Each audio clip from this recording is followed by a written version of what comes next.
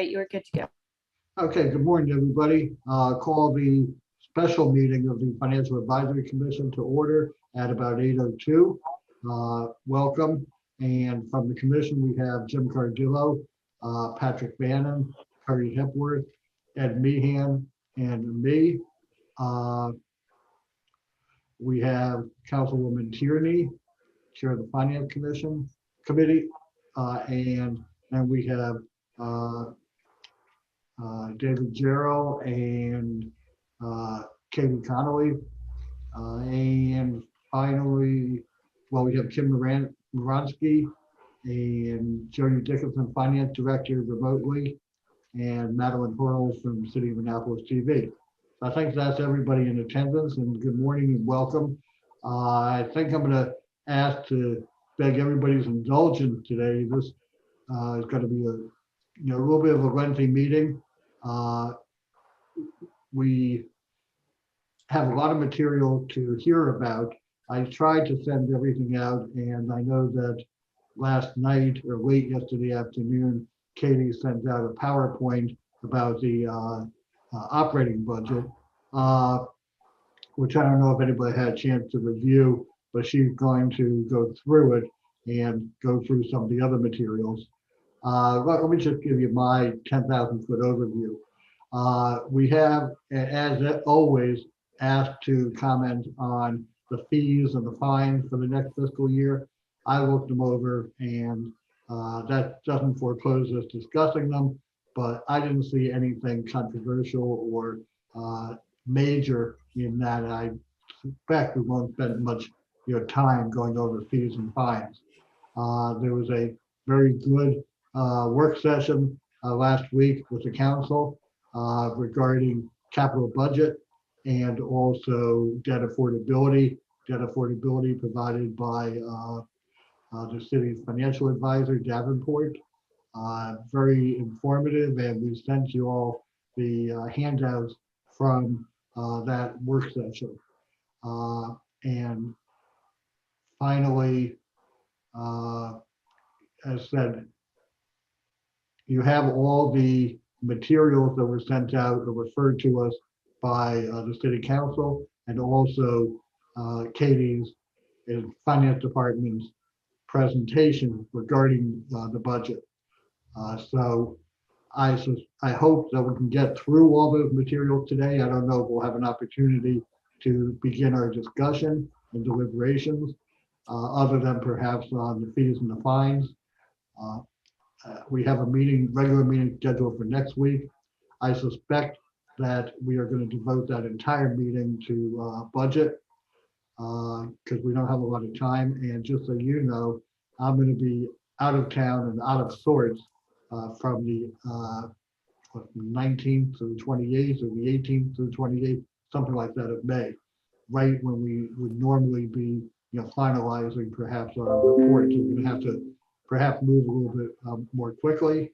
I'm going to ask everybody to assist in the process and give your cooperation to the extent that you can, and your participation. So any questions about all that before we get started? Nope. All right. Good morning, Katie and David. Welcome to our August group and body, and we're looking forward to presentations about the budget. So why don't we turn it over to David for some introductory comments, and then I think he's going to pass it off to Katie for the substantive presentation. Well, thank you, and good morning, everyone. So I'm going to do some of the high-level information, and then Katie will delve into the details of the budget. So the good news is that we started our recovery from COVID, or we have started this fiscal year.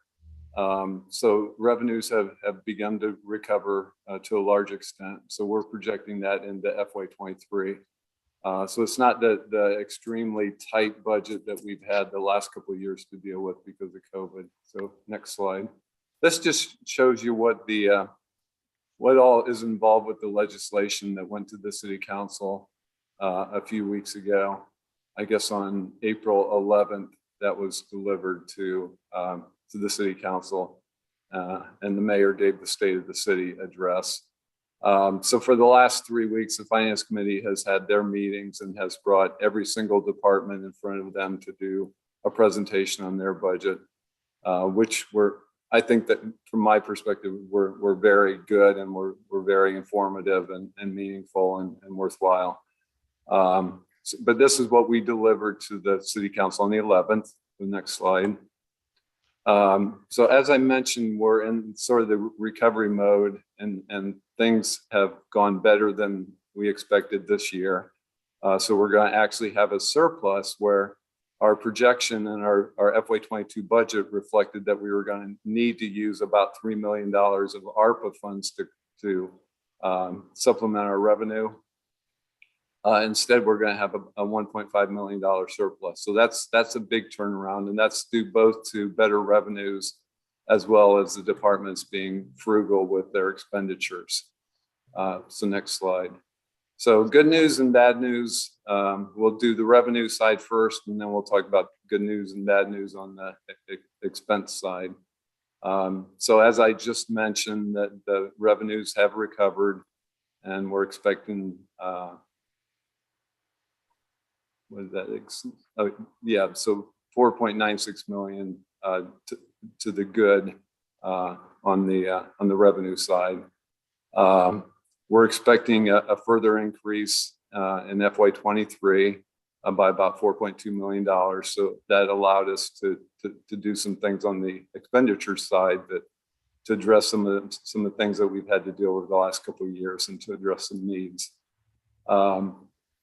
Occupancy taxes has been high. The swimming pool revenue, we have a brand new swimming pool at Truxton Park, and it's been very successful financially. People really like it. And we expect that to continue, because it's been somewhat limited because of COVID, and now it's going to fully operate. And so we expect great things from that. State income tax was strong. As you all know, most of our general fund revenue is from property tax.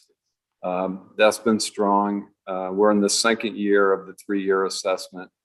And so, we all know what the real estate market has been doing lately. And so that should continue to be a positive. And we're meeting our 15% unassigned general fund balance. So the challenges are going to be that personnel costs are going to continue to grow. We're doing, as you all know, we're doing labor negotiations now, and this is a tough time to be doing labor negotiations, because two things are happening. Inflation is very high, so there's an expectation that there should be a cost of living adjustment because of 7.5% to 8% interest that we're experiencing right now. But also the labor market's extraordinarily tight right now. We've had a lot of difficulties hiring into a lot of our positions that are vacant. And I think that's going to continue. So those two things together just make it, from the personnel side, the costs are going up. We're again projecting this year that some of the ARPA funding is going to be required to fill a gap, to fill a structural deficit that we project to have for both FY23 and 24. So we have the luxury of having that money available to us both of those years, but then it's going to expire. So our anticipation is that the labor agreement that we're going to do for all the employees is going to be a 2-year agreement, and the expiration of that will line up with the reassessment of the property taxes. So we'll have a better idea of what we'll need to do with those personnel costs at that time, depending on how the real estate assessments go. We don't want to continue a structural deficit forever, clearly. We've got the ARPA money to make up for that gap for the next couple of years, but then we really need to have a solution to eliminate that. Next slide. So on the expenditure side, good news, healthcare costs continue to be fairly stable. They've been much lower the last couple of years, interesting enough, with COVID, because people aren't doing some of the some of the discretionary type health things. People are trying to stay away from hospitals because of COVID. So we expect them to go up a little bit in 23, but we don't expect to have to increase premiums. Both of these last couple of years, we've actually had premium holidays where we were able to refund part of the premiums that our employees pay because we've had a surplus. So that's a really good news story. And although we expect them to increase this year, we don't expect to have to increase the premiums. Looking forward to FY24, we probably will. That's the expectation. Police and fire will be flat. In fact, the percentage is going to go down slightly from FY22, but just very slightly. The state is raising their contribution requirements, so that's going to go up. And that's actually the last bullet on this slide's pension rates for state. I've already mentioned the high inflation, the competition for jobs, and again, salaries, which is 70% of the total budget, continue to grow faster, and they're going to with these next labor agreements. And with that, I'm going to turn it over to Katie because now we get into the detail of all the numbers. All right, so this shows you a breakdown of general fund revenues. So I'll do high level here. FY21 actual, we came in at 82 million. FY22 projected, we're about 89 million. And then FY23 proposed, we're seeing 95 million. Parking and transportation revenue. Parking fund, 5.2 million in 21, 8.3 projected in 22, 7.4 proposed in 23.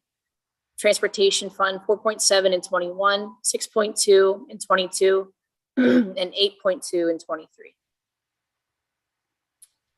Some revenue assumptions that we made for 23 with real property tax. We're in the second year of a 3-year assessment. So we projected a increase of 2.5 million over 22. Income tax, we saw an increase to 9.2 million from 8.4 in 22. Actual income tax in 22 is expected to be 10 million. We have that recovery expected to continue in tourism and group activities. Recreation, we expect a large increase in recreation revenue, particularly from the new swimming pool and fees collected by the harbor master. Liquor license, we do expect to see a continual decline in the budget amount as compared to 22. Permitting, there was a significant recovery of fees in 22. That's going to allow us a 10% increase in 23 over the 22 budget. General fund expenditures by department. Here's a breakdown here, but high level. In 21, 80 million, 22, 88 million projected. In 23, we have 100 million proposed. Visually, here's a pie chart. Departmental expenditures as a percentage of total of general fund. Can you go back to that last slide just for Sure. a minute? So, you know, there's been a lot of discussion of police and the police budget. You can see here that we are going to have a significant increase in the police budget over FY22. There's a lot of pressure to add additional funding to police, and so we're going to do that both on the personnel side as well as all of their other costs, and that's just reflected here. That's about a what I guess 20% increase year over year from FY22. Okay. And then this is proposed department expenditures as a percentage of all funds. So we have, you can see all of public works here. So the big ones here, police, fire, and public works. So again, if you go to the last slide, the reason why we wanted to show this, we generally focus in more on the general fund. Go back to the next slide. Sure. And on that, you can see public works is kind of a small player in the general fund, 9%.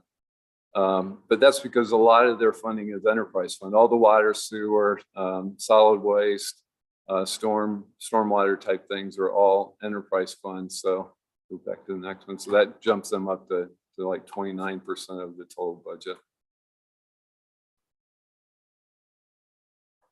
Expenditures by categories. You'll see there's a jump in salaries and benefits from projected to 23 proposed. We have step increases included there, but they're right now in the proposed budget, there is no cost of living factor.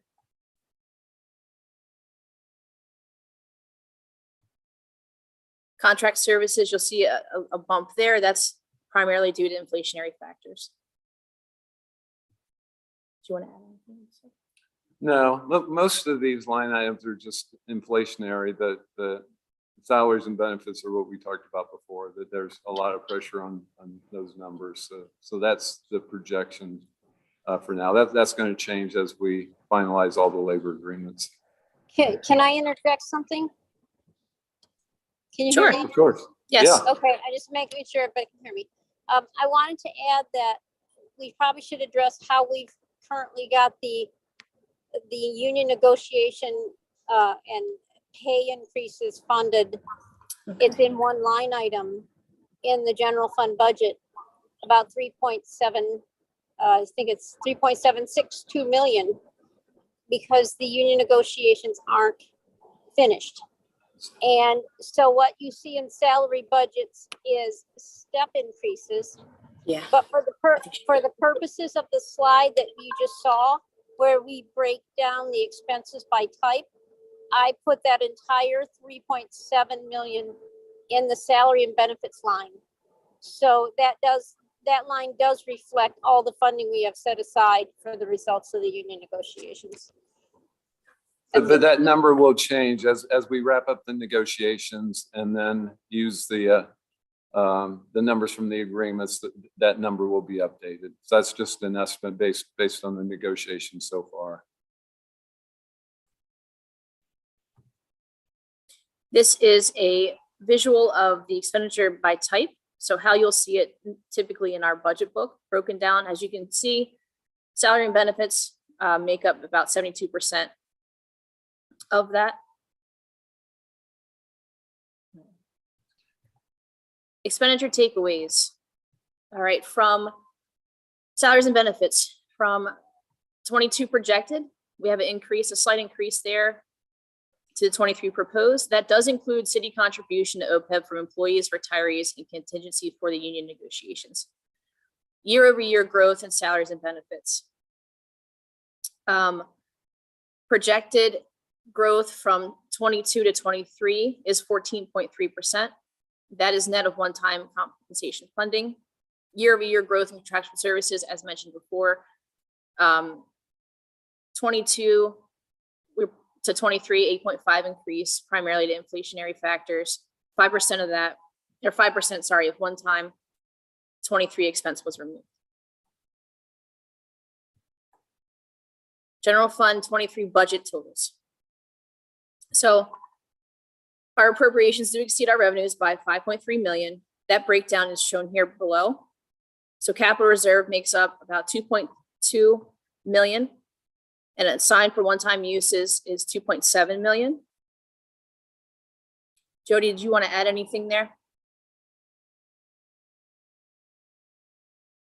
No? Yeah, I'll add something. Okay, Go ahead, Jody. Go ahead, Now, Jody. I was just gonna say, yeah, you see that the expenditures exceed the revenues, but most of that delta are the use of our one-time reserves, using it for capital projects and other one-time items that we've put in the budget this year. The only piece that's a structural deficit, that would create a structural deficit, is that 1.5 million you see in parentheses there. Right. Yeah, and I'll just add that these funds, the capital reserve funds and the one-time funds, are monies that we should be spending.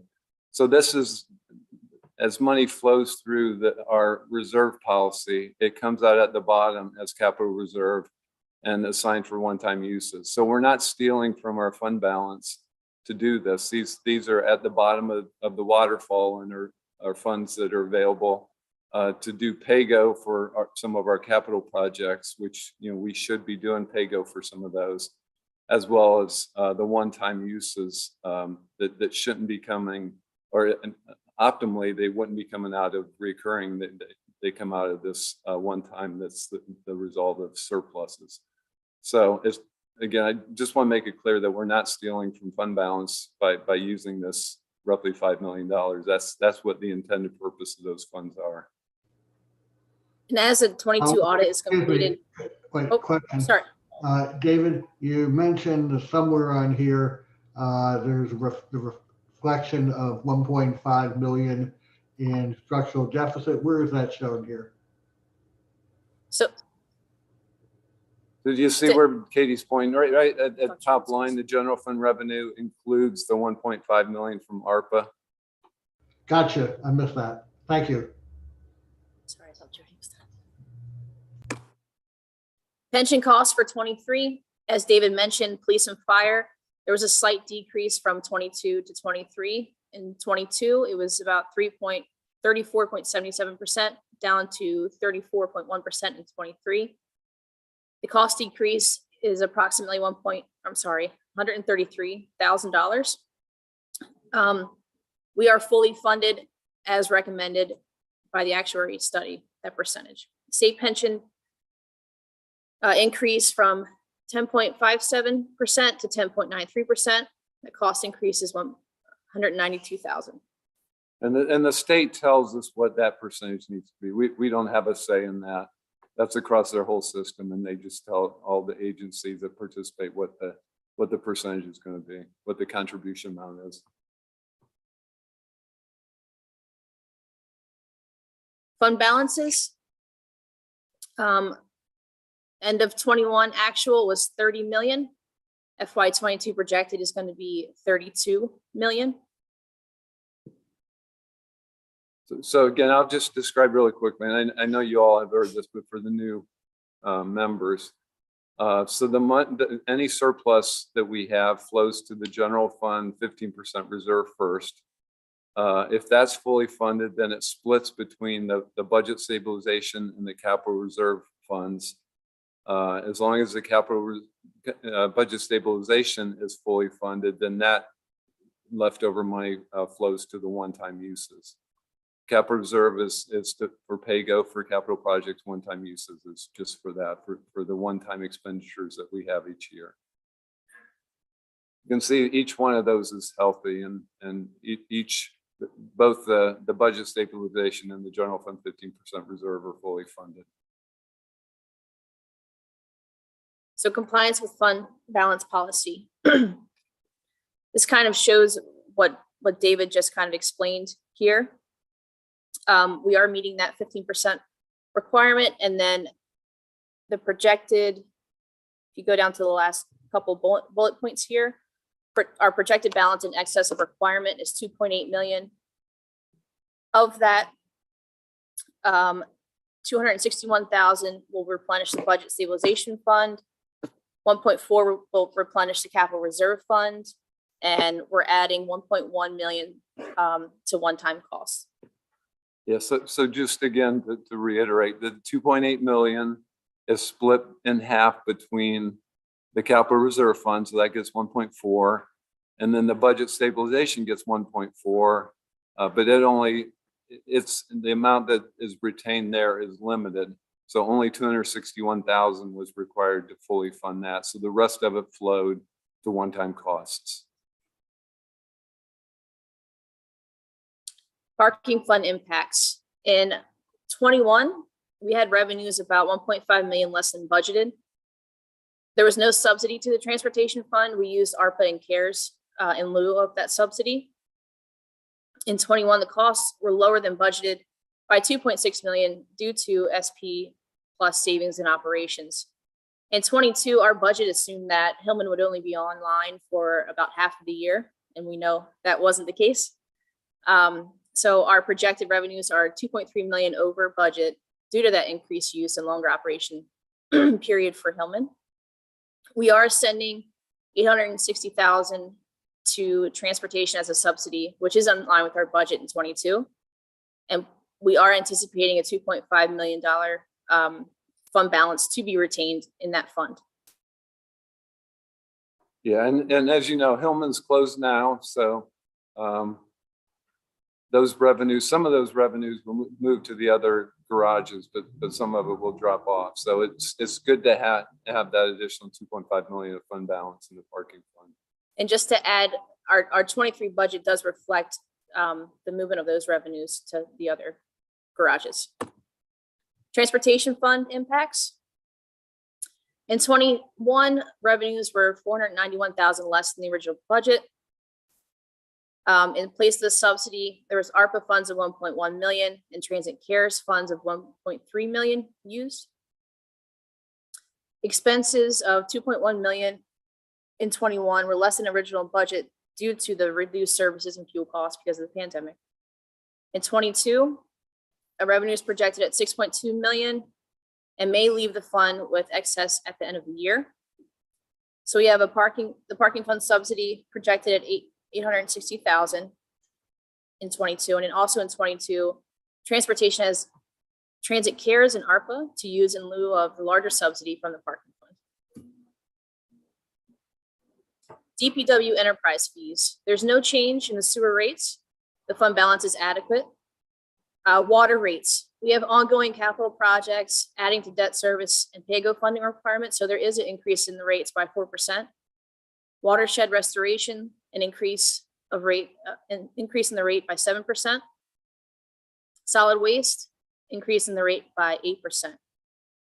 So that takes the quarterly residential bill will increase from $232 to $242 for a 4.3% increase. Yeah, and just to note that each year we have our rates consultant do a full-blown rate study to update all of the projections and take into account how the capital projects, which is a large portion of the cost, how they have progressed and how the expenditures were on that, and then to update all the rates. The sewer and water rates are separate in the code, and they can be increased by up to 5% administratively without council approval. And then all of the other ones, the watershed, the solid waste, those are just part of the fee table that gets approved each year by council. David, quick question. With respect to the solid waste rate, is that a result of negotiated increase in the contract with the contractor? No, we actually, a couple of years ago, at the end of the contract that Bates had, we did a resolicitation, and the low bid we awarded to MGB, and it was much higher than the previous contract that we had. We had an extraordinarily inexpensive contract the first time we did the contracting out. So the base contract was really much cheaper than probably than it should have been. So that's just been a gradual, and during the base contract, we were able to establish a very large fund balance because the contract was so inexpensive. So we've been burning down that fund balance for the last couple of years. So instead of increasing the rate to the full amount that would have been otherwise indicated by the expenditures and the cost of the contract, we've been burning down the fund balance. So we've tried to level out those increases over time, so it's not just a big increase one year. And that's what fund balance is for. It's to help offset some of those increased costs. But the increased costs are pretty significant, because if we would have done it the first year, it probably would have been upwards of 12 to 13% increase, but we flattened it out using fund balance. And again, is that because of the price of the contract with the contractor? Yes. Okay. Yeah. The resolicitation resulted in a more expensive contract. Okay, thank you. Next, we'll move on to capital improvement program. General fund projects are total $62 million in 23. Of that, 4.5 would be general fund bond repayment. $367,000 would be interfund repayment from bonds. $40,000 is pay-go. Grants make up of a substantial amount of $33 million. Capital Reserve Fund is $2.2 million. It's typically for our roadways and sidewalk projects. And the concession payment of $22 million from the Hillman Garage project. Or I should say the city revitalization and resilience program. I apologize. Interfund projects total $10 million. The breakdown there is 6.2 of bonds, 3.9 of pay-go, and 400,000 of grants. You want to add anything? Yes, so the general fund projects, the $62 million looks big because that does include the city dock project, which is $40 million. So you remove that and it's more of a normal type number. I think it's 45 million even maybe that we included for this. So that was all funded in FY23 because we anticipate that the project will start about a year from now. So most of the expenditures will not be in FY23 for that project, but the contract will be awarded and the work will start in about a year. So we do have some new projects added in 23. The general fund, Annapolis Gateway Park, Annapolis Walk Park Improvements, Cars Beach, City Dock Resilience and Revitalization, the Electric Annapolis Mobility Plan. This was added in FY2 during the budget process. So we categorize it as a new project in 23 at that time when the book was published, but we added funding to it in 22. Melvin Avenue traffic calming, Stanton Center renovations, Truxton Park improvements, underground service historic district, a few waterway improvement projects, West East Express Bikeway, Off Street Fund Parking Fund. We've got the GOTS Garage elevator replacement. We have a roof replacement for the transportation fund, and then water treatment plant improvements for the water fund. So this is a list of general fund projects to be funded in 23. Just some highlights here, what David was talking about with the city dock resilience and revitalization. That's 41 million. Yeah, the other big project that I failed to mention was the Cars Beach acquisition. So that's being funded by Program Open Space. So that's a grant principally from the state, but also money from the county to acquire that piece of property. So that's again a big number that wouldn't normally be part of capital projects. Stanton Center is another big one. That's primarily grant funded. Interfund projects to be added, to be funded in 23. Off-street parking fund, we mentioned the elevator replacement at GOTS, the roof replacement, the transportation fund, sewer fund, the rehabilitation, which is ongoing projects, 4.5 million. Ongoing projects for the water fund, 4.9 million for the water distribution, 840,000 for the treatment plant improvements. Watershed restoration fund, 1,000 added for the retrofit projects, and a little bit over $1 million added for the MS4, and that's annual funding for those projects as well. Before you go on, Katie, David, could you just take a couple minutes and explain the process that the city went through to develop this capital budget and program? Sure. Yeah. So each year we solicit from the departments and from the council projects that they're interested in. Those get submitted to Public Works. We have a project initiation phase. It's sort of a planning and scoping phase for projects. So any project that comes in that seems to be viable goes through that process, and that's where it's assigned to a project engineer in Public Works, and so they do some basic research and investigation of the project to figure out if it's viable, develop a cost estimate, and put together a scope of services. So that usually takes several months to complete. And then that information that they develop feeds the next cycle of the development of the capital program. So those all project sheets are written up as part of that project initiation phase, sort of a mini project report.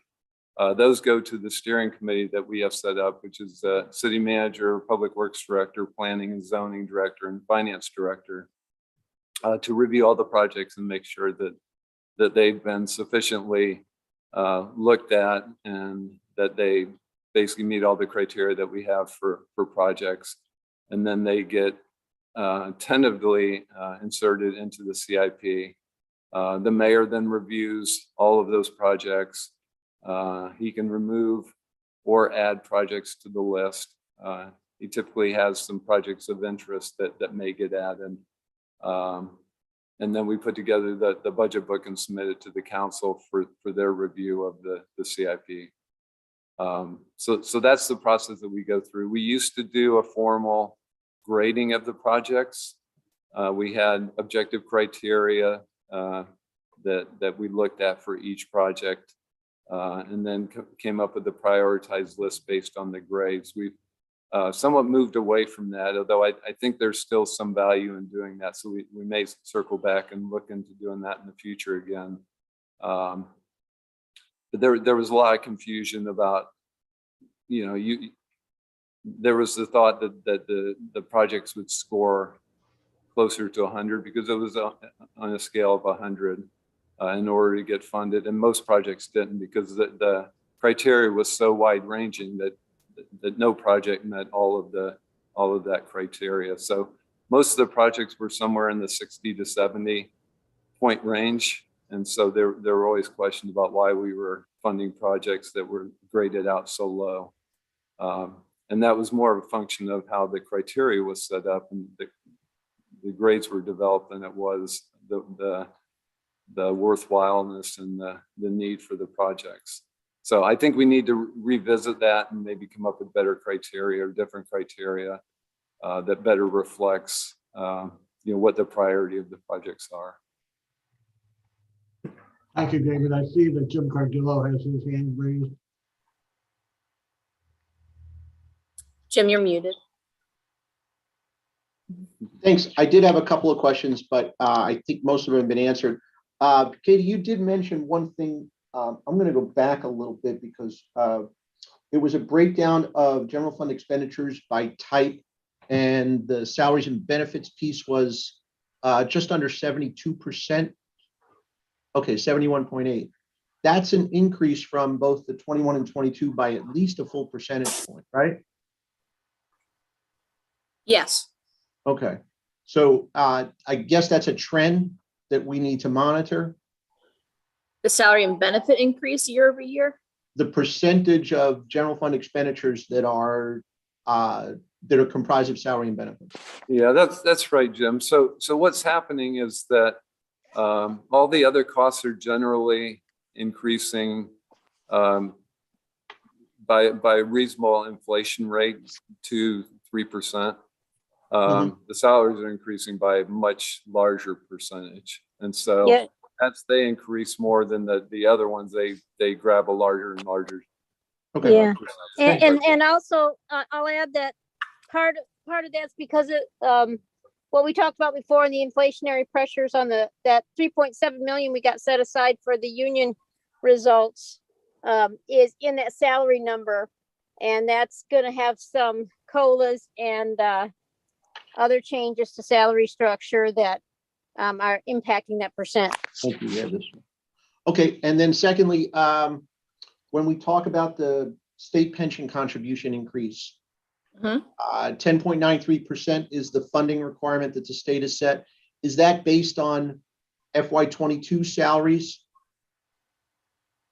So Jody- that the states, I'll have to, the state, when they do their calculation, they're behind. It's probably fiscal year 21 salary analysis, and they use the percentage of current salaries. So they're a little bit behind, but they do update their actuarial analysis every year.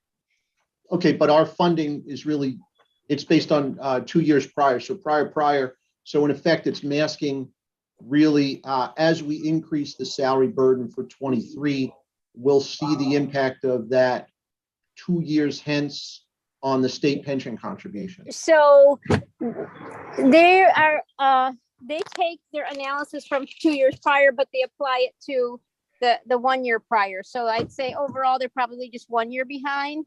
1 year. behind. Yes, but they analyze a lot of it statewide too. So I'm not sure how many of the expenses are distributed among all participants versus the salary increase for just us, meaning that percent is the same for all. I believe is the same for all people that are participating in that plan. But our burden, you know, Yeah, but our burden salaries, increases. the multiplication factor is going to go up. Right. So you we'll wouldn't- see if when we plan for FY24, because of the salary increases in the 23 budget, our pension contribution is actually going to spike up even higher, Yeah, a little regardless bit, of what yeah. the state's pension requirement, regardless of what the state determines the funding is, just based on the fact that they're Our- looking at prior year. Right, our salaries, yeah. Okay. Yeah, so our salaries are going up a bit, but I will tell you that a lot of jurisdictions are facing the same inflationary pressure on salaries. I wouldn't be surprised to see all jurisdiction salary numbers jump next year because police is governing a lot of this. Police doesn't participate in the state, I thought. No, but the other jurisdictions maybe have inflationary pressures to increase their salaries based on the same things that we talked about. Not just police, but the other groups too, with the inflationary pressures and the competition in the job market. Okay. No, but I do Thank you. think what you're saying is absolutely true. Okay. I think we might see it system-wide though. Okay. Thanks. Let's go back to capital then, because I think that was where we left off in the discussion. Thank you, Katie. Thank you, Jody. So we were done with capital. Last slide is just the budget timeline looking forward. May 9th, the Finance Committee budget report is due to the City Council. And we think that that's the date that your report's due to, which is next Monday. The 16th is the due date for budget amendments. The 26th of May is the work session to discuss the budget amendments. The 6th is the full day special City Council meeting for budget discussions and deliberations. And tentatively, right now, the 13th is the approval of the budget for the fiscal year.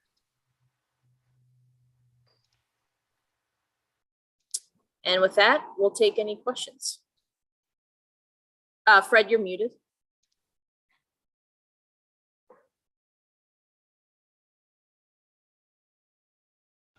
There we go. I was under the impression, because we had this discussion, that our report was not due to the City Council until June, on or about June 6th, or prior to the City Council special meeting for budget discussion and deliberation. Is that not accurate? Yeah, frankly, I'm not sure. We thought it was May 9th. I thought that yours came in at the same time that the finance committees did. But we can certainly check with the law office on that. Yeah, because my recollection is that the, Finance Committee report and Planning and Zoning Commission reports are by code required to be delivered by the second Monday in May, but there's no similar requirement for the FAC. Yeah, we'll double check right away so you know. Yeah, because I just don't see any realistic way that we're going to have any kind of report or recommendations, for May 9th, today already being May 5th, and we're just getting presentations, on the budget, and we're missing a couple of members, having a regular meeting next week, and that was my understanding as to when the FAC would really be having significant discussions, deliberations, and have put together a report as lengthy or as brief as it may be, and then approved by the FAC. So anyway, if you can get confirmation, I'd appreciate it. Yep. Anything more, Katie? No, sir, that concludes our presentation. Okay. I believe Jim has a question. Yeah, well, wait, before we get to Jim, can somebody discuss or talk about budget or Davenport report and findings? Sure, so I do a very high level. So And just so, wait a minute, just so everybody knows, I did send that out with the materials, the debt affordability report from Davenport, which they give every year. So if you could just highlight, Katie. sure, and I'll ask Jody to add in as well. For most years, we're under the 10% policy that the council has set. So I think we start to go over that in I want to say 25, but that's always subject to that'll change. Jody, do you, Yeah, I'll add a little bit.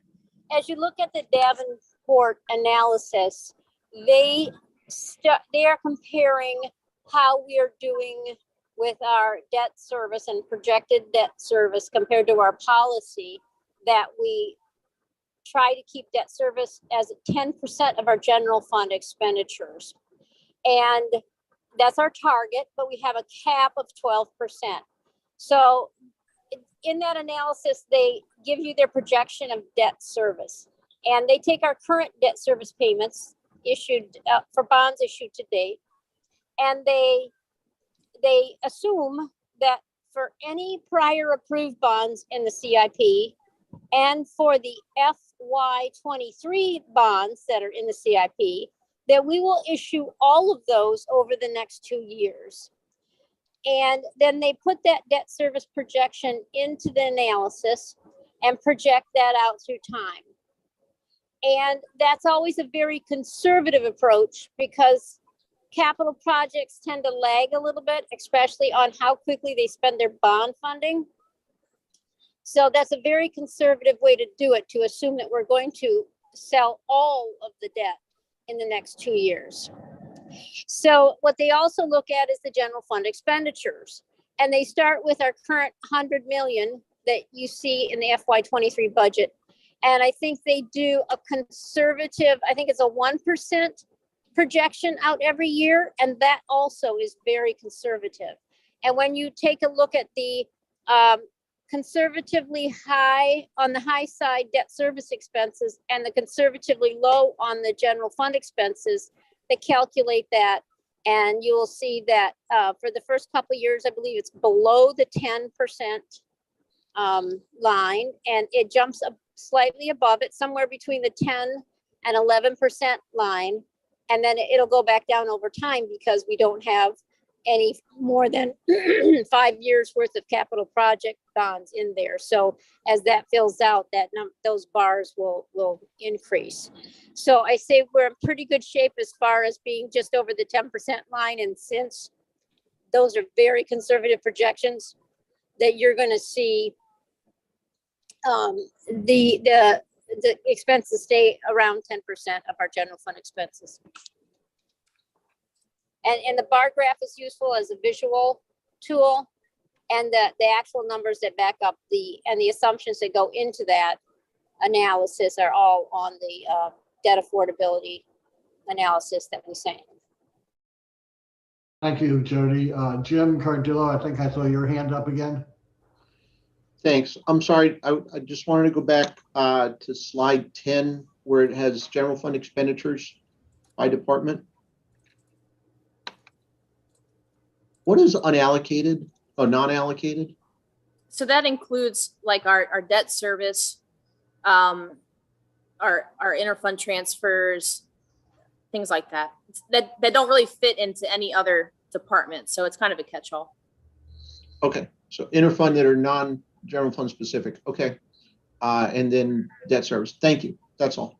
Yeah, there's more of a breakdown I can give you if you're interested. But Well, it's just an area. It's an area where the the increase seemed markedly different than some of the others. Going from Hey, I 710 to can fill in, 21. let me fill in a little bit on that, please. The reason that's higher is because I remember I told you that for the union negotiations, we have Yeah. 3.762 million tucked in to the line items, right? In that analysis right there, it's in unallocated. It's and earlier I told you that when we did the salary, contractual services, expense by type breakdown, I actually put it into the salaries. We just don't know which department it goes to yet. So we put it in finance non-allocated, and that's the primary reason for that increase. So roughly 3.7 of that 6.2. 20 of that Yeah, it's almost 2028 yeah. will get allocated between police and fire No, that's citywide. Yeah, citywide. citywide. General fund department wide. So it's going to be police, fire, public works, finance, mayor's office, anybody who gets an increase. Understood. Thank you. Jim, if you're still curious, what makes up that fund there is debt service, community grants, contributions to OPEB, contributions to self-insurance, our contingency, interfund transfers, and the compensation contingency that Jody mentioned.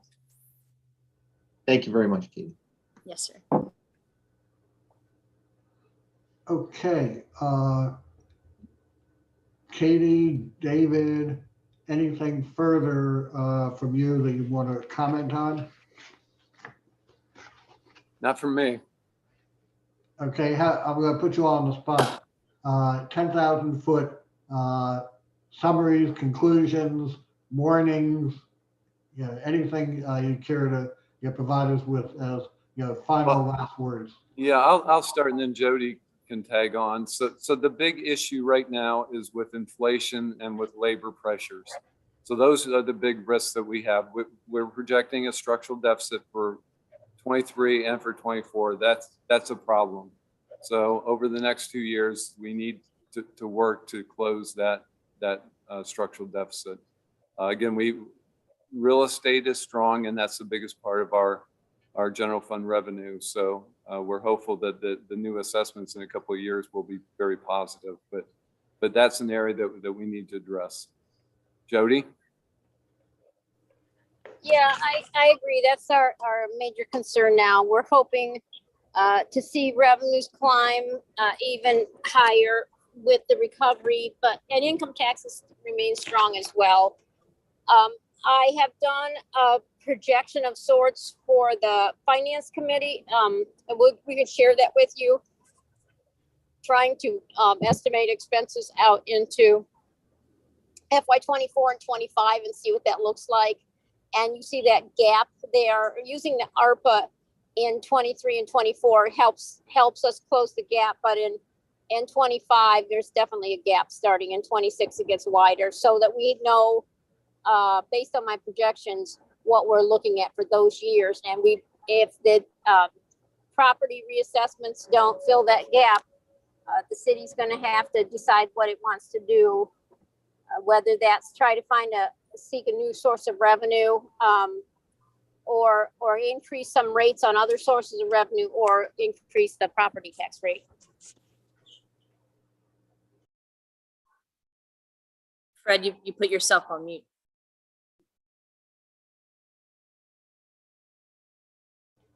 There we go. You said property tax revenues you hope will go up because of the reassessment. What was the other revenue source? So one that we've seen a lot of good trends in is the occupancy tax for short-term rentals. As the pandemic finishes up, and that's returned not quite to it's actually right at, I think for 23 we're projecting to be right at pre-pandemic levels. Plus we've gotten a new layer of revenues because we're using a short-term rental compliance site that are searching the internet for anybody who's listing their home that's not permitted by the city, so that we can make sure everybody's turning in their occupancy taxes. That has that has, since we started with this host compliance company, that has taken a turn upward and helped 22 be really strong on the occupancy taxes. So we expect to see that climb more in 23 and hopefully into 24, but we'll see. And then those are the other items where there's a tax rate attached to it, and whether or not we can look at those items for another source of revenue, or if we have to look somewhere else for the revenue. Okay. Thank you. Okay, anybody else have their hands up? No, okay. One last time for David, Jody, and Katie. Any last words of wisdom or advice or guidance for us? Nothing from me. Okay, David, let me just ask you one question, if I may. Fees and fines. Can you just briefly explain the process that the city goes through annually to determine whether there should be any alterations of fees or fines in the next fiscal year? Sure, yeah, happy to. So we ask each department to look at all of their, and I'll address fees first, all of their fees to make sure that they adequately capture the costs of the city providing whatever those services are that are being addressed. And then to propose changes. And again, it's just to reflect the cost. It's not to try and make a lot of money off of fees. It's to recoup the cost of providing services. So each year, each department as part of the budget process does that. And we usually have just a handful of fees that are proposed each year for change. And that's the same this year. Rec and Park has proposed some to be increased. Public Works has a couple. Let's see who else. Police, I guess, has some. But it's usually a relatively small number of changes in the tables. So on this, for this year's fee schedule, you'll see that Rec and Parks took a good look at some of their rental costs and they increased those. Those haven't increased in years. So they increased a lot of the space rental fees and the fees for participation in some of their programs out there. And as David mentioned, APD had a few changes on their fees as well. Last year, Planning and Zoning did a really thorough review of their fees. So they did a lot of their changes last year. So we didn't see anything from them this year. Okay, as I skimmed through the fee schedule, it looked like there were about half a dozen types of fees. Police department records, docking fees, mooring fees, watershed restoration, a few rec and park fees, and a few relating to the Moyer Recreation Center and facility rentals at the Recreation Center. So in the grand scheme of all of the fees that the city charges, I thought that that was relatively modest and providing services, recouping the cost, and not overcharging, not trying to make a profit. So let me ask the commission members whether any of you have any comments or questions about the fees and fines. Again, that was all part of the materials that were sent out a few weeks ago and then recently again. In my mind, well, let's see, anybody have their hand up, comment on the fees and fines? No. Oh, Jim. I'd like to retain our past practice of declining to opine on the fees and fines. Declining to what? Opine. Declining to opine on the specifics or? On the fees and fines in general. I mean, it's just really far beyond what I believe in an advisory role we should be looking at. And I think that if you look at our memo from previous years, it says, you know, we take no opinion on the fees and fines as scheduled. Mm-hmm.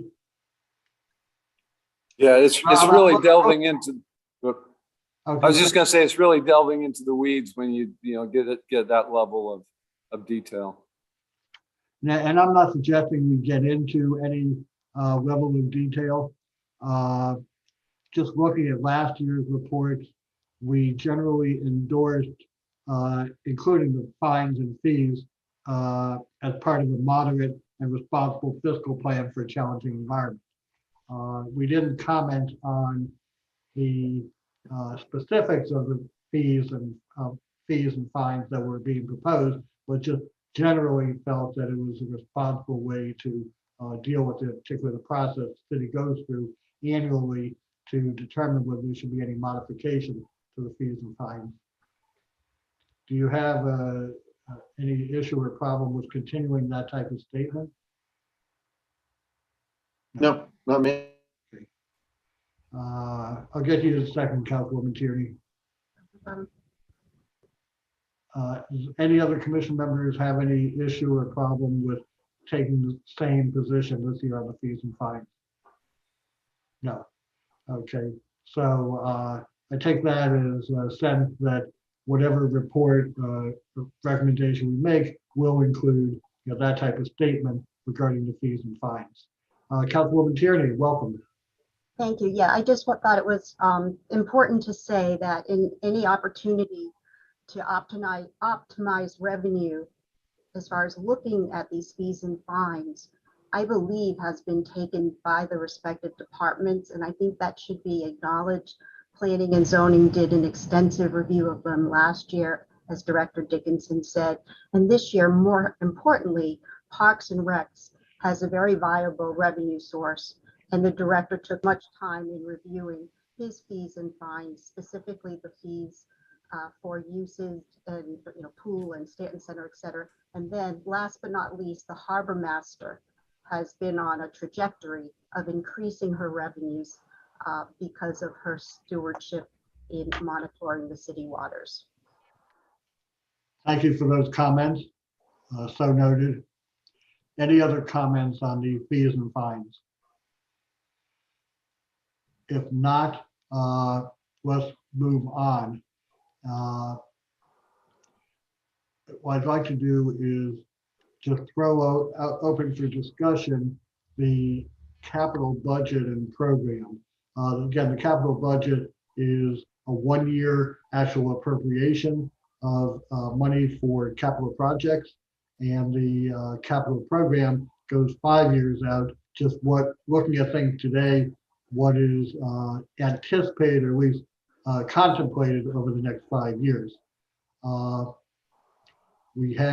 sent out originally the capital budget as introduced, and then I sent out the capital budget and capital program handout PowerPoint that was given to the mayor and council. And I'd just like to throw it open for discussion if what commission members may think about the proposed capital budget, capital program. Again, it's been our policy, I think, not to get too far down in the weeds about individual projects. Although if you do have any questions about specific projects, I think staff is available to answer them and try and address any questions or concerns you may have.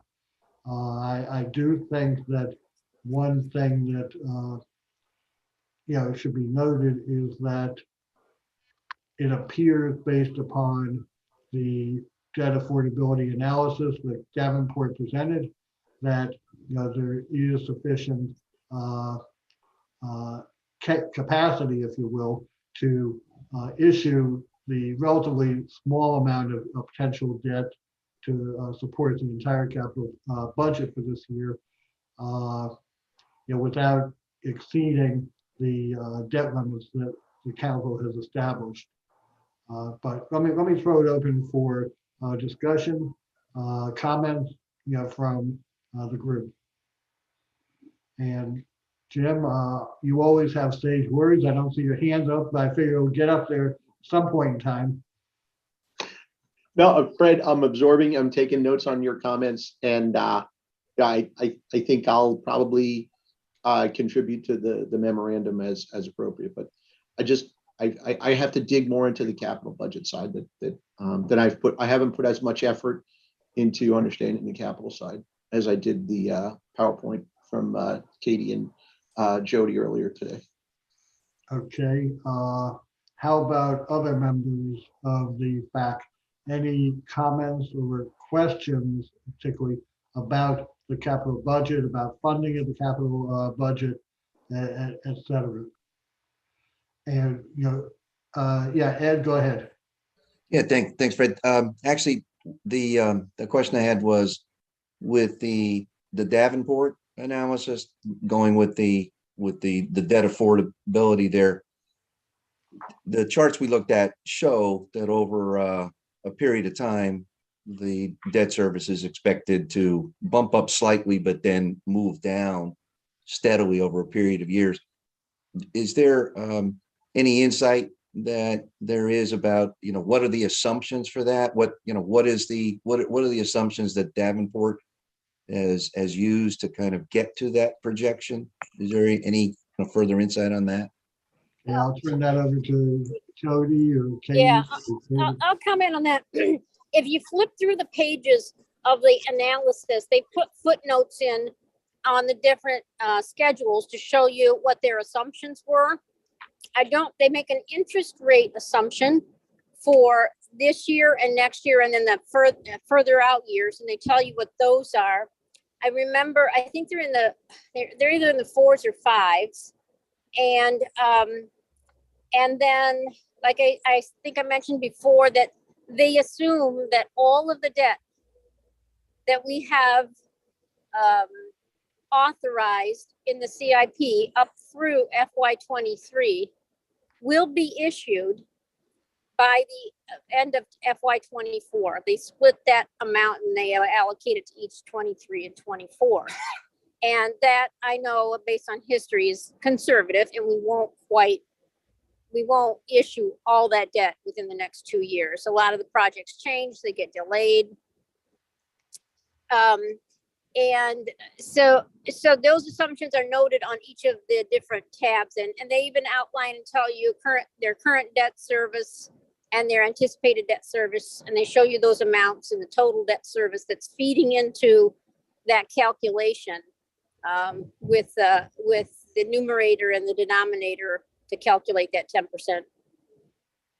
Yeah, and Jody, I'm looking at it right now, and it appears that they assumed a level payment structure of the debt at 5%.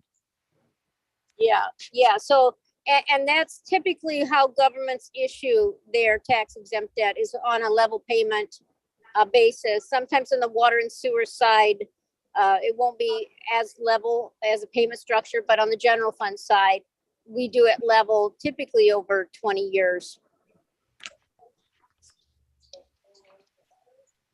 Okay.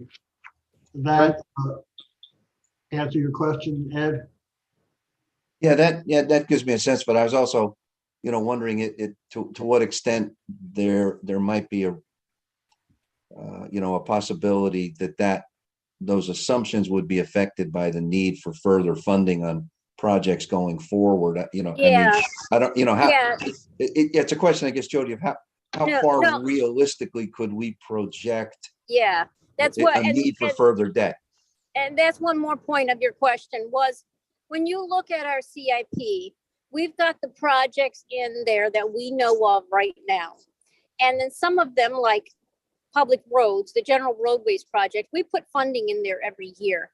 But for standalone projects, in the out years of the CIP, those last 3 years, you look at those numbers, the total project dollar amount goes down, down, down, because we don't know yet what projects are going to come up.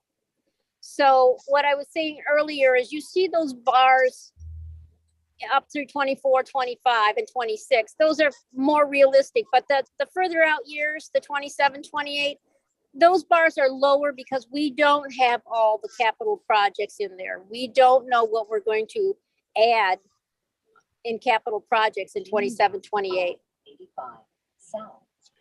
And fair. typically those numbers get revised too, the closer that we get, right? So Right, right. As Take it- as the years go by, you'll see that same pattern in the bars on that chart where it's showing actual, very close to actual in the front, and then it projects out, it gets higher, and then it drops off in time because we don't have any further than 5 years out there. And even in that year 4 and 5, we don't have all the projects shown.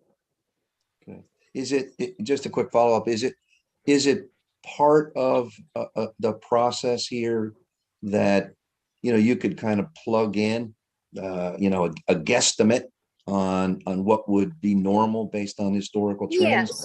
so yeah, and I don't know if David wants to jump in on this or not, but we do have, for those that we know we do every year, general roadways, general sidewalks, city facility improvements is another project that we put funding in every year. We've given the rec and parks, we've given them money to replace their equipment every year. Those types of projects we already plug in there and they go out. But on the one time, for instance, the big one we added this year was the big city dock resiliency project.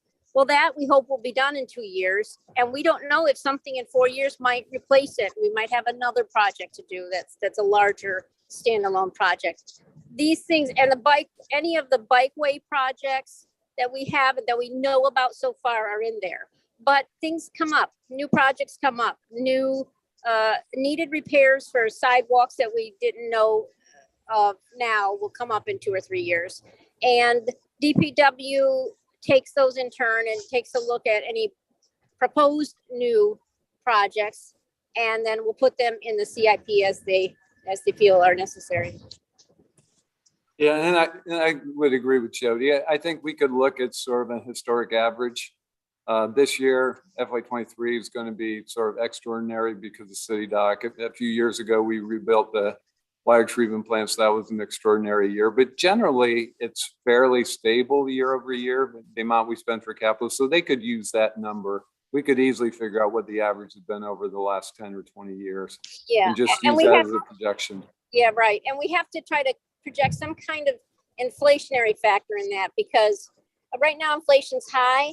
That's going to impact us over the next couple of years. And then when you go in those out years, it's hard to know how inflation is going to impact those numbers. But when you're projecting your CIP like that, you have to take into account inflationary costs. Right. Okay. Yeah, I get that. And that's exactly where I was thinking, is whether it would be useful, in some of those out years to have that sort of plug for an average and to see what impact that may have on where we think we'd be 5-10 years down the road. We can do something like that. Just for reference point, I already told you about the projection I did for the operating side out to 26. We could do something like that for CIP. Okay. Yeah. Thank you. Ed, does that more or less answer your question? Yes. Yeah, that was very helpful. Thank you. Good, sure. Jim? Thanks. When I did review the Davenport report last week, one of the things I noticed is in their assumptions, they consistently use a percentage increase in GF expenditures of only 1%, when historically we've shown the GF grows greater than 1%. So I understand it's an extremely conservative position, and of course it calculates, the percentage of debt services total GF expenditures as being within a tolerable range. But we've historically shown GF expenditures growing greater than 1%. Is there any sort of discussion with Davenport to kind of adjust that? We could do that. And what you'll see is those bars will go way down, of course. Yeah. Because the total is bigger and 10% of the total is smaller. So Yeah. those bars will be under that line. And we could do that. We can tell them to try to be more realistic. I think if you looked over time, I don't know what it would be over time, because the last 2 years have been so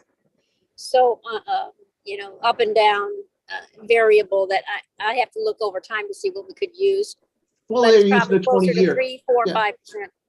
They're using a 20-year horizon, and I just think the 1% step on GF expenditures is not. Yeah, really it's not appropriate. not realistic. We can ask, we can always ask them to do that, to try to plug in something that more reflective of, let's say, the last 20 years. All right, thanks. Well, let me ask this question. If you hypothetically use 2% instead of 1% assumption, what would that do to the bar chart? And the bars would be lower.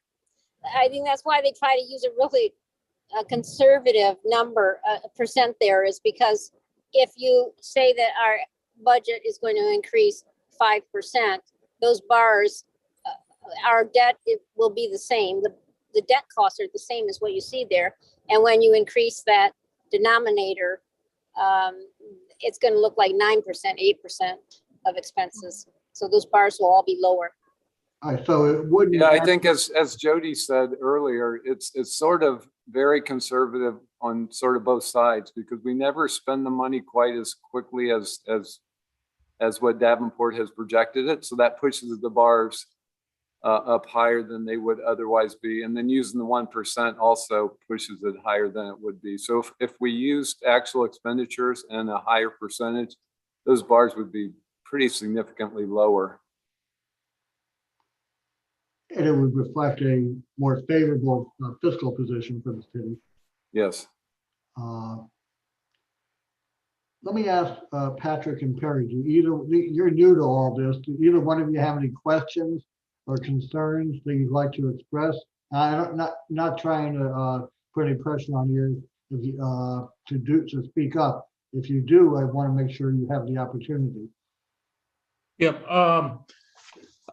Patrick here. I had a question, maybe more general, about the budget timeline. I guess the fiscal year for the city is September 30? No, No? July July? No, 1. it's June. July 30. 1. The ending yeah. is, June 30. oh, I'm sorry, June 30. I'm sorry. That's the federal is September 30. All right. So is that enough on your timeline? Does that give enough? Because you say you approved the budget by June 13th. I guess that's the goal. Is that enough time? If you have negotiations or some other issues, that gives you like 15 days to get before the fiscal year starts. Yeah, so I can comment on that. One, we have to strike the budget early to mid-June, because the county can't produce the tax file at the state, and the county can't produce the tax bills on July 1 if we don't have it passed in early June. So we have to strive for that date. And what would happen, to your question, if we don't get all the union negotiations wrapped up by that time, in time to amend the budget before it gets struck, then we would have to come back in July to the council and say, here's the results of the union negotiations. We need to change this, this, and this. And then we give them a proposed budget amendment to adjust the budget.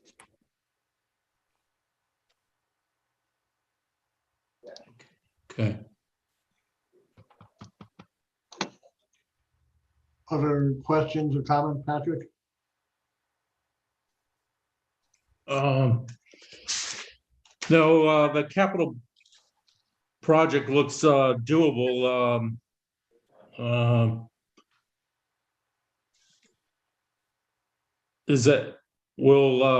So it's 63 million projected for fiscal year 23, the total projects? For the general fund, yes. Yeah. Katie, is that the bonds or is that the total? Katie, is that the bonds in the capital It's- project in No, it's 23 total. or the total? It's total. Total. Okay. So all that is expected to be completed in fiscal year 23? No, that's what we were saying, that the Oh. actual expenditures lag behind. So this is just Okay. the authority to move forward with the projects. But it's not the actual expenditures. Okay. Got it.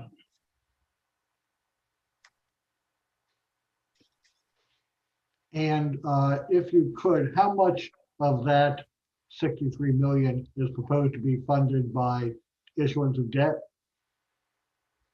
run the Can you facts. repeat your question, Fred? I'm sorry. Sure. How much of that 63 million is proposed to be funded by issuance of debt? So of the 63 million, we've got general fund repayment of 4.5 million, enterprise fund repayment of 367,000, and that's mainly for that maintenance facility, I believe. No, no, I'm Yeah, saying, so Fred, to kind of flip that around, so 55 million of that is either grants or the concession payment. So 55 of the 62 is coming from outside sources. okay. So then maybe 7 million would be contemplated to be issuance bonds. Yeah, well, and then 2 million of it is pay-go. Okay, That reduces it down to just about 5 million is bonds. And part Yeah, of that it- is enterprise. Yeah, the $4.5 million that Katie first stated is the total general fund bonds that are projected in 23. But there are still, if you look at the Davenport analysis, there are still authorized bonds from 22 and prior that have not been sold yet because the projects are moving slowly. So we sell the debt as we're going to spend, not as of the time they go into the CIP. So the 4.5 is the new stuff in 23, the new debt in 23, but there is some prior authorized bonds that haven't been sold yet. thank you. Got, thanks. I just want to comment that thank you for current city management for not drawing on bond proceeds until the projects are shovel ready, as opposed to prior administrations that were drawing bond proceeds in advance of use. Thank you. Okay, Perry, you have anything? Again, not saying you should, but just want to make sure you have the opportunity. I appreciate you being here today. No, I appreciate the opportunity and no questions or comments at this time. Thank you. Okay, thank you. Okay, so is there any sense at this point among the members of the commission about the proposed capital budget as to whether it is supportable, whether there are any reservations, whether you want to hold up on making a determination until our meeting next week? I see Ellie's hand is up. Ellie, Oh, okay, I'm sorry. I don't know if she still got a question or not. Well, it was just, I think it's worth mentioning that the Maryland General Assembly, which I would interpret as committed dollars, has been, for lack of a better word, very generous to us this fiscal year. And I think David could probably mention more specifically, but substantial contribution to the City Dock project of 10 million. These are all capital budgets. The overhead utility burying was 500,000. The Cars Beach acquisition, I believe, was 1.2 million. The Truxton Parks improvement was $750,000. And the Stanton Community Center, I have at $600,000, all committed as grants from the state government. That's good news. So what does that all total up to, Ellie? Oh, I knew you'd ask me that. I don't have my CVS calculator. Well, your brain. You don't need. I have it all like this. Oh, God. 10.5, 11.7, 12.4. Now the 750 threw me off. Who has a calculator? Don't worry about it. I'll get it to you.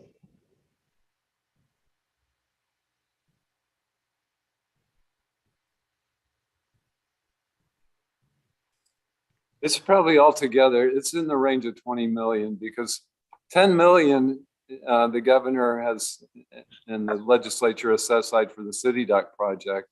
The total amount for Cars Beach is I think close to 7 million. They came up with 1.2 at the end, but they're contributing almost all of that amount.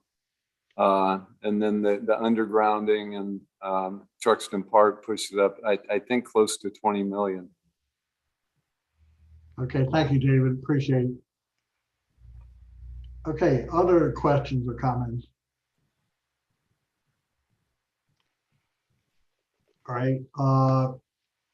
Let me ask this. Does anybody want to hold up on the capital budget until next meeting? Give you all an opportunity to study the capital budget materials and the Davenport material a little bit more. Not seeing. Yes, Jim. Yeah. Fred, can I ask a request? Yeah. As part of the capital budget, we've mentioned it a couple times, we've touched on it, that typically what is funded versus what is approved in the budget is a percentage.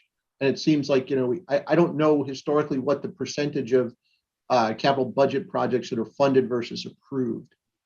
I'm Is not that- I understand the question. So Each each year, if something is approved in a particular fiscal year's capital budget, then there is that's funding authorization.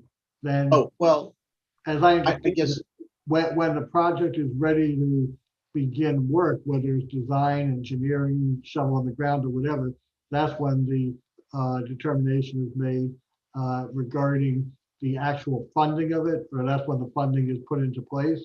right. So I was looking for funded versus approved. Is that, am I using the correct word in terms No, of no, no, funded? no. Judy? Yes, that's right. So I think you're talking to, when you look at the CIP, it goes Yeah. out it goes out, we have, after this budget is passed, what we can spend is FY23 and anything prior that hasn't been spent. Okay, yeah, So a plan, the rest of it is a plan. The CIP, the other 5 years are a plan. And they're not legally authorized to spend until that year rolls around and the council passes the new year budget. okay, Yeah, and just to add to that, Jim, so the current year, the FY23 will be an ordinance, right, for approval of that Right. funding as an ordinance. The rest of it, the years beyond is a resolution. So it's not even an ordinance. A resolution, the council says, yes, this is our plan. right, This is non-binding, our intent is to move forward with these, but there's no authorization there. okay, thank you. Okay, well, getting back to my question, do commission members feel they need to or want to hold off on a week on, taking a position on the proposed capital budget for FY23? Or you want to have a brief discussion about that now?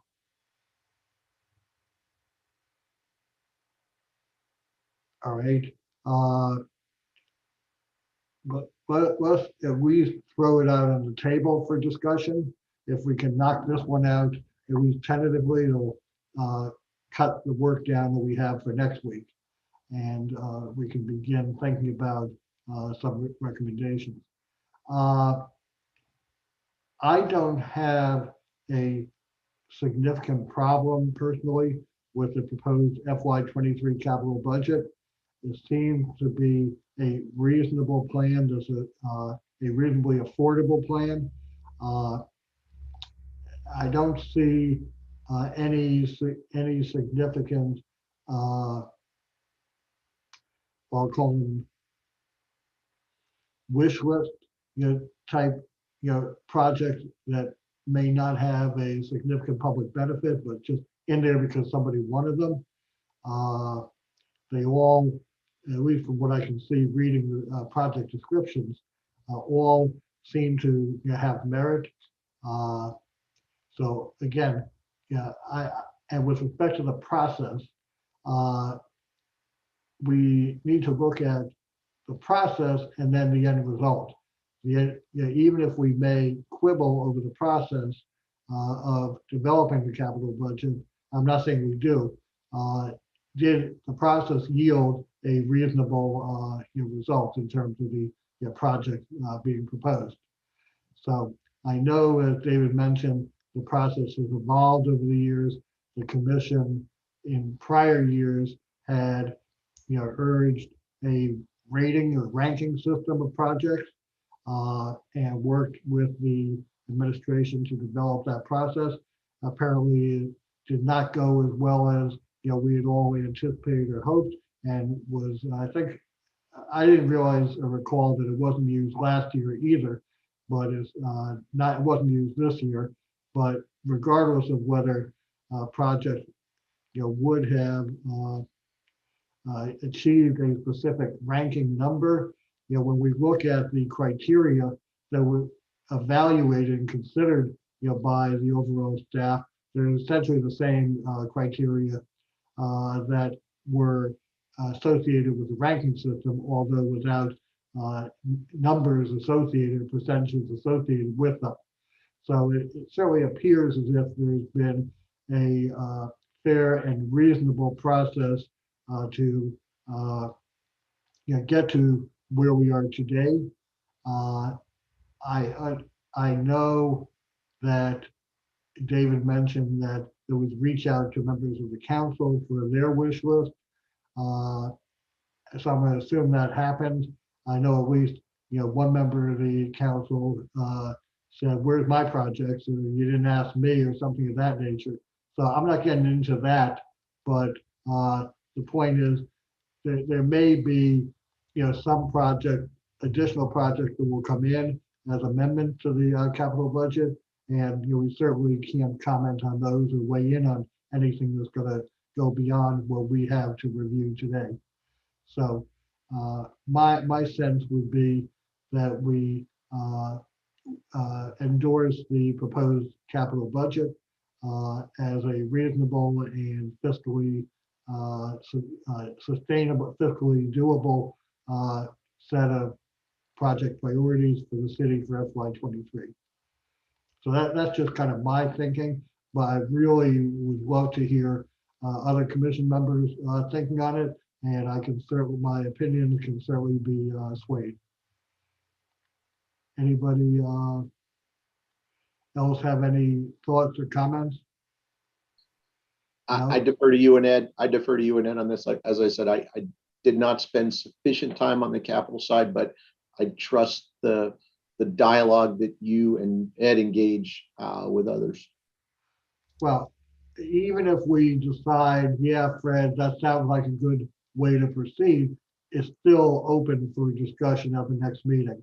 If somebody, looks at it a little bit more closely, or other members who are not here today have comments, that we can certainly alter that next week. But I think unless anybody has a significant or any objection, I think that's probably a way to proceed. I agree with your approach, Fred. I would like to hear the comments from Bob as well as Fred.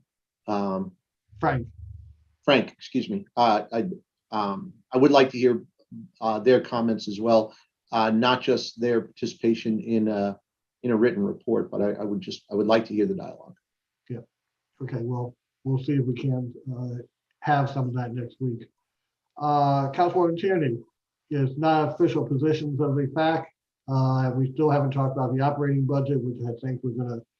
Well, we'll see whether we talk about it for a couple minutes now, but you have a little sense as to where the FAC is with respect to fees, fines, and capital budget. Mm-hmm. Thank Okay. you for that. So I'll be signing off then. Pardon? Do you want me to sign off? No. I'm not supposed to sign off.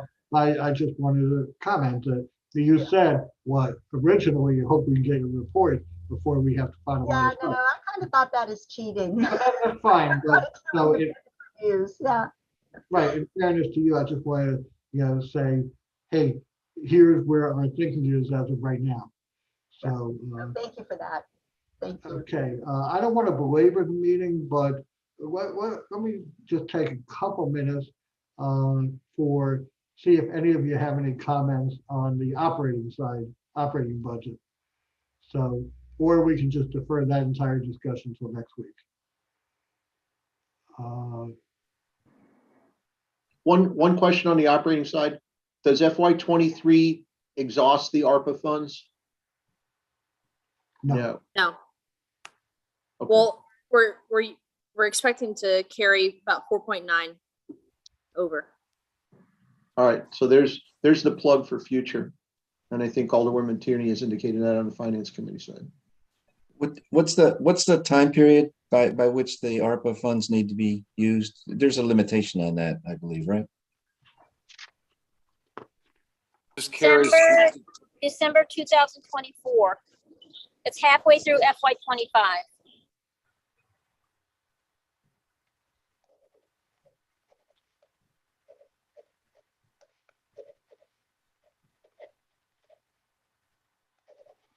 Okay, Did you hear my answer? yes, Yes. halfway through Okay, I didn't hear FY any- 25. Yeah.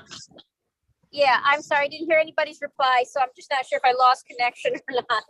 Yeah, no, I think that people are starting to fade out a little bit. I hope not, but because it's so exciting and invigorating. But I don't see anybody real interested at this point in time discussing the operating budget. So what I would do is ask all the commission members to really, review the operating budget materials, think about it, and feel free to email me directly prior to the meeting, any thoughts you have. If you have any second thoughts about anything we've talked about today. So the more I can hear from you beforehand and have an idea of where you might want to go, the better off it may be and may expedite next week's meeting a little bit. To Jody and Katie and David, good job.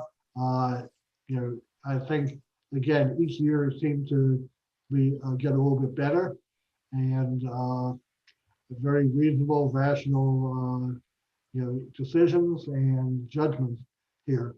So congratulations, everybody. And we'll let you know about the Thank you. operating Here, budget. I have to second that, definitely. What? Oh, okay.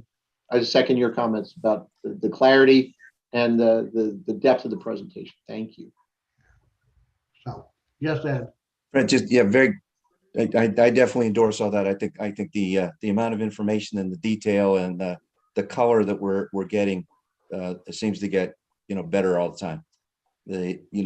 One quick acknowledgement of, I think one other point that was made that, would be helpful to talk about in the future is the reference to what's been called the structural deficit. As we get out a few years, it sounds like the expectation is, and certainly the hope is, that the revenues will be increasing so that deficit is addressed. There will have to be some thoughtful analysis over, the what if, right? What if the revenues don't increase? How do we close that gap? So I know that's an issue that's really got to be talked through and figured out in these coming years. So that's something where it might be helpful to get some insight as to what are the scenarios that we're running, and what is the planning if the revenues are not increased. How is that gap going to be filled out? That's not an issue for this year, and it doesn't look like in the next year or even a little bit after that because of ARPA, but that is something that is coming up in the next couple of years to be addressed.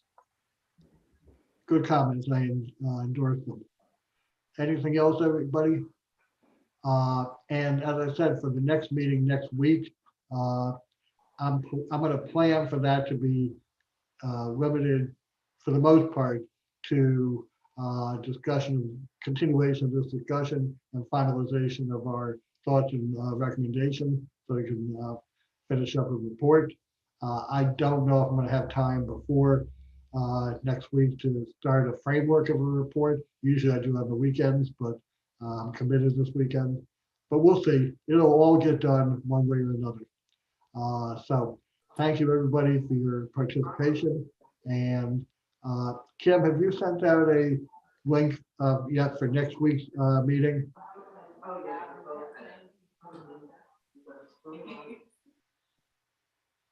And Fred, I'll just say that if you have any questions over the coming week about the budget, the CIP, the operating budget, whatever, please let us know so we can get the information to you. Right. We're happy to answer any questions that you may have. Yeah, I know you've been very, very responsive and appreciate it. I know it's a busy time for you all, but whatever you can do that we need to make our job a little bit easier, it'd be great. So I would ask commission members, funnel anything through me. If you want anything from staff, any information, any reports, any this, that, just send me an email, if you have any concerns or additional thoughts about anything we talked about today, so that I can kind of put it all together for our meeting next week. So, Kim, please, if you will, get a link out. I don't remember seeing it for the regular meeting next week. And I'll entertain a motion to adjourn. Nobody wants to adjourn. Okay, we'll continue it. No. Ed, me and move to adjourn. And I think I saw Jim Cardillo's hand that he wants to adjourn too. So, oh, hey, thanks everybody.